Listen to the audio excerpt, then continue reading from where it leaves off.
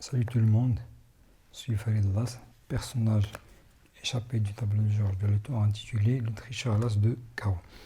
Bienvenue au CPGE Casino pour notre grand enjeu, le travail. Comme ça a été promis, donc nous sommes à la 9e partie, c'est l'avant-dernière dans notre aventure.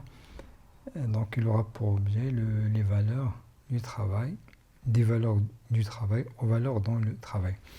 Donc, comme on a vu, donc, qui dit la valeur de quelque chose, c'est le pourquoi. Donc, c'est ce qu'il vaut, ce qu'il représente.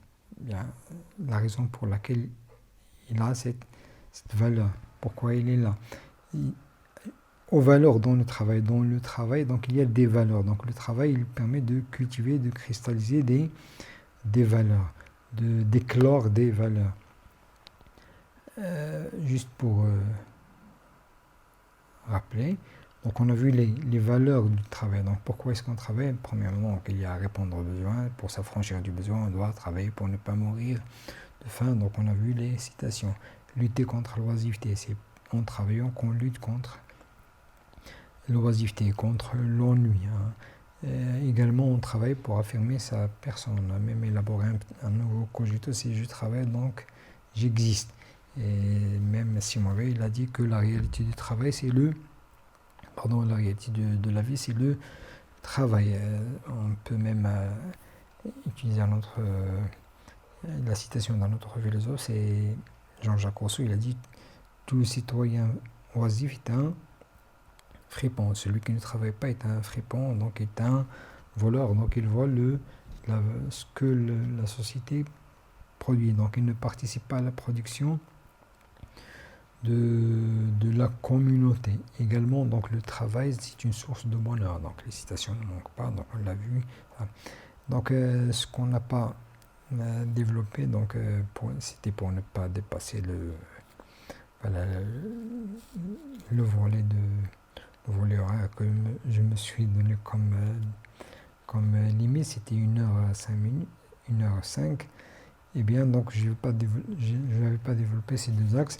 Et je vous l'avais déjà promis en faisant le résumé des 5 parties. Donc, à savoir, donc, c'est que le travail permet de civiliser le monde. Donc, le monde est le monde parce qu'il y a le travail. Un endroit où il n'y a pas la trace de l'homme, donc elle reste sauvage. Donc, en fait, donc, c'est par le travail que le monde est monde. Eh bien, donc, les citations ne manquent pas. Également, donc, le travail, ça permet d'acquérir le savoir et le savoir-faire. Eh bien, donc, cet axe-là, donc, il est en quelque sorte en rapport. C'est une variante du premier axe. Que c'est par le travail que l'on est, que nous affirmons notre personne, que nous nous distinguons de l'animal. Donc, l'animal, tu savais, il ne fait que... Donc, même s'il s'adapte, il développe certains réflexes ou bien, mais ce ne sont que des instincts. Alors que l'homme, il a, tout au long de l'histoire de l'homme, donc il a développé des techniques, des savoirs, des savoir-faire, etc.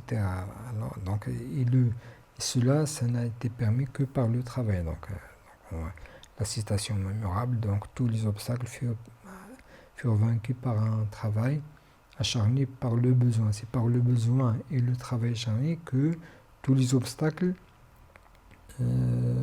sont franchis, ils sont toujours franchissables.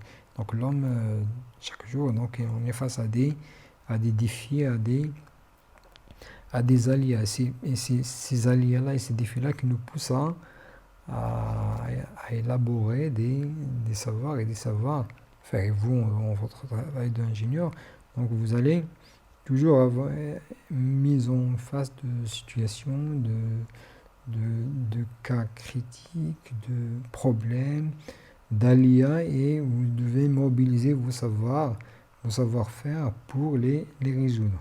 Eh bien, comme aujourd'hui, donc je ne donne plus de citations, donc je les consignerai dans la partie description, c'est pour que la vidéo ne soit pas trop longue. Eh bien, en on passe maintenant aux valeurs dans le travail. Donc en travaillant, donc, il y a des valeurs qui se cristallisent, qui se forment, qui se cultivent, ou bien les valeurs que le travail cultive. Entre autres, donc, il y a la solidarité, la fraternité, le sentiment d'appartenance et de communauté. Les citations ne manquent pas. Prenons par exemple Simon Weil qui dit donc, qui souhaite que l'usine pourrait combler l'âme par le sentiment de vie collective que donne la participation au travail d'une grande usine. Donc, on travaille dans une grande usine, donc il doit y avoir ce sentiment d'appartenance et de communauté. Donc on est surtout, donc il a remarqué ça pendant les jours de grève. On est gentil, très gentil, mais donc pendant les jours de grève, donc il y a un sens de communauté entre de fraternité parmi les ouvriers. Eh bien, pour Simon Weil, donc pour Virgile, donc l'exemple le plus saillant, c'est les abeilles. Donc les abeilles, ils ont un fort attachement à la ruche. Donc il peut même se sacrifier pour la ruche. Ça montre une certaine solidarité, une certaine fraternité, même je dirais un dévouement. Ça, c'est une autre valeur qu'on verra.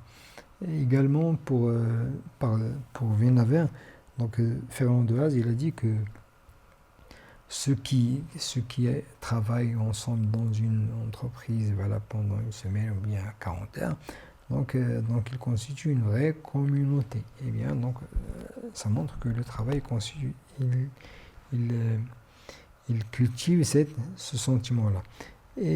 Mais paradoxalement, donc il cultive aussi la concurrence, c'est le lieu de la concurrence. Et on se rappelle tous là l'illustration de Michel Vénavert, ou bien de la pièce de Michel Vénavert. Donc vous avez deux cadres, ils sont sur deux chaises. Voilà, l'un essaie devancer l'autre. N'utilisez pas cette illustration comme citation. Donc il faut donner des citations de l'intérieur de la pièce concernant cette rivalité. Donc les exemples également ne manquent pas. Pour Simon Weil, donc il a dit qu'il y a pas mal de jalousie parmi les ouvriers qui on fait concurrence, on fait de l'organisation de l'usine. Donc c'est l'organisation de l'usine qui cultive cette concurrence, cette rivalité. Également, Taylor, il a dit qu'il faut détruire la solidarité ouvrière au moyen des primes et de la concurrence. Donc ça montre le travail, il cultive cette contre-valeur de la solidarité, de la fraternité qui est la concurrence. Pour Virgile, donc la concurrence également, elle est nette, elle est très claire au niveau dans le troupeau. Donc les mâles, ils se font concurrence. Donc chacun veut féconder la génisse. Eh bien, il se livrera une bataille sanglante. Parfois, et donc il y a même des morts dans ce genre de duel. Voilà.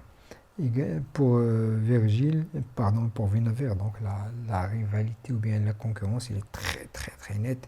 Commençons d'abord par les héritiers de Fernand de Haas, à savoir Benoît et Olivier. Donc il y a la concurrence, elle est très très rude.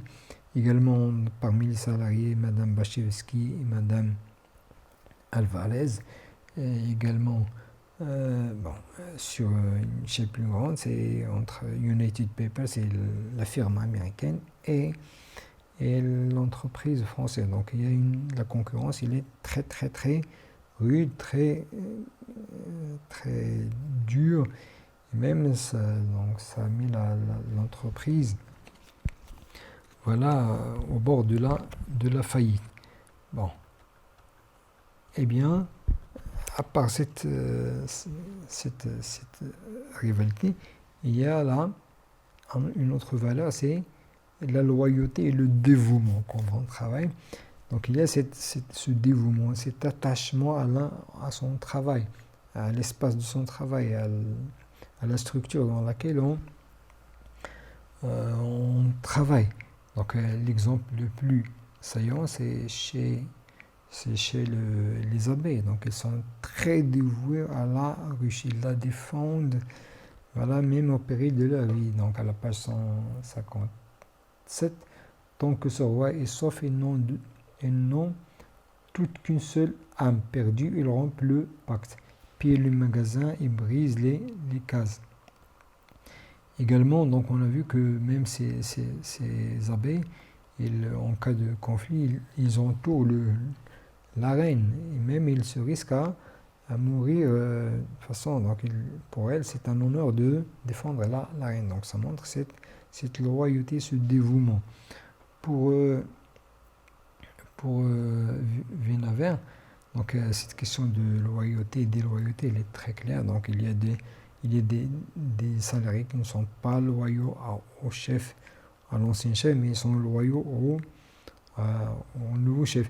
Il y a ceux qui sont loyaux, bien dévoués à la maison, entre autres Lubin. Donc il n'a pas quitté l'entreprise, même si on lui a donné un travail qui ne correspondait pas à son profil, à ce qu'il sait faire, à ce qu'il aime faire. Également, donc l'autre qui se débattait toute la semaine à coup d'expédients pour ne pas dire que l'entreprise ne pouvait pas payer. Donc il était très soucieux de la réputation de l'entreprise. Donc ça montre qu'il était dévoué, il était très loyal, il était attaché à son entreprise. Pour Simon Veil, donc cette loyauté aussi, et ce dévouement, donc il est illustré par les chefs, ou bien par les patrons. Donc ces patrons-là, comme a dit l'interlocuteur de Simon Veil, donc ils ont été formés à regarder le monde comme composé d'ennemis, à ne pouvoir compter sur personne que sur quelques employés exceptionnels. Donc dans le travail, il y a toujours des employés qui sont exceptionnels, qui sont dévoués, qui répondent présents à n'importe quel moment de la journée aux appels de leur patron. Ça montre, ce n'est pas question d'argent, ou bien question de rétribution, ou bien question de prime, mais ils sont comme ça, et donc ils sont dévoués, ils sont soucieux de leur travail, ou bien donc ils se donnent corps et âme à leur travail. Et une dernière valeur, il y a bien sûr d'autres, mais on doit se contenter de ces quatre. Donc il y a question de la gratitude et de l'ingratitude au travail. Donc ça c'est une valeur. Donc il y a par exemple c'est dans le cas de l'entreprise ou bien des usines où Simon Veil a travaillé. Donc à la page 115, il a dit donc jamais ils n'ont droit à une récompense morale de la part d'autrui ou bien d'eux-mêmes. Donc la récompense c'est une forme c'est une gratitude. On reconnaît la part qu'il a pris au travail, la part qu'il a pris au produit, la part qu'il a pris à la prospérité ou bien au développement de l'entreprise. Donc dans les usines, les ouvriers ou bien les salariés, ils n'ont aucune réponse, même si c'est immoral. Donc ils peuvent se contenter même d'une récompense morale, mais malheureusement on ne leur accorde pas. C'est une forme d'ingratitude.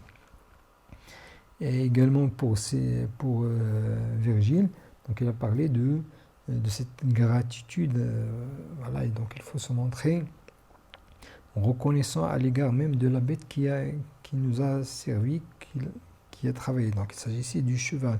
Donc à la page 116, il a dit mais ce cheval, même lorsqu'apesanté par la maladie ou déjà ralenti par les ans, il a des défaillances, enferme-le au logis et sois indulgent à une vieillesse. Donc sois indulgent, donc tolère le fait qu'il est vieux, qu'il est fatigué. N'oublie pas ce qu'il a fait pour toi. Donc on doit se montrer reconnaissant à l'égard de ce cheval. Dans l'entreprise Ferland de Haas. Donc il y a une certaine ambivalence entre gratitude et ingratitude. Parfois c'est une gratitude un peu... Voilà, donc Vunavé, elle en a parlé d'une façon assez ironique. Par exemple, quand il s'agissait de Lubin, donc approcher Lubin à la direction, vous félicite. Mais qu'est-ce qu'on lui a donné comme cadeau? Juste un moulinex. C'est dérisoire, hein. C'est très dérisoire comme cadeau, comme reconnaissance de ce qu'il a, de tout ce qu'il a fait pour l'entreprise. Et lui également, donc il l'accepte d'une façon, je dirais, voilà.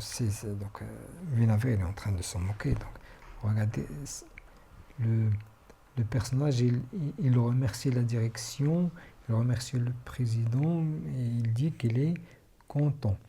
Eh bien, Madame, l'exemple de l'ingratitude le plus concret, c'est Madame Bachevski avec voilà. Donc il a passé toute sa vie, donc il était dévoué à l'entreprise, mais on s'est débarrassé d'elle, hein. On l'a liquidée d'une façon assez, bon, on dirait même humiliante. Donc Passemar, il a dit, donc ce qu'il a le plus abasourdi, c'est d'avoir été liquidé alors que son adversaire, toujours Madame Alvarez, voilà, qui est plus âgé, il est encore là. Donc c'est une forme d'ingratitude. Eh bien, je vous demande de bien agréer cette avant-dernière partie et je vous donne rendez-vous pour l'ultime partie qui aura pour enjeu, c'est repenser le travail. Donc, on développera des axes dont vous aurez éventuellement besoin pour bâtir une troisième partie de dissertation. Et sur ce, je vous dis à bientôt.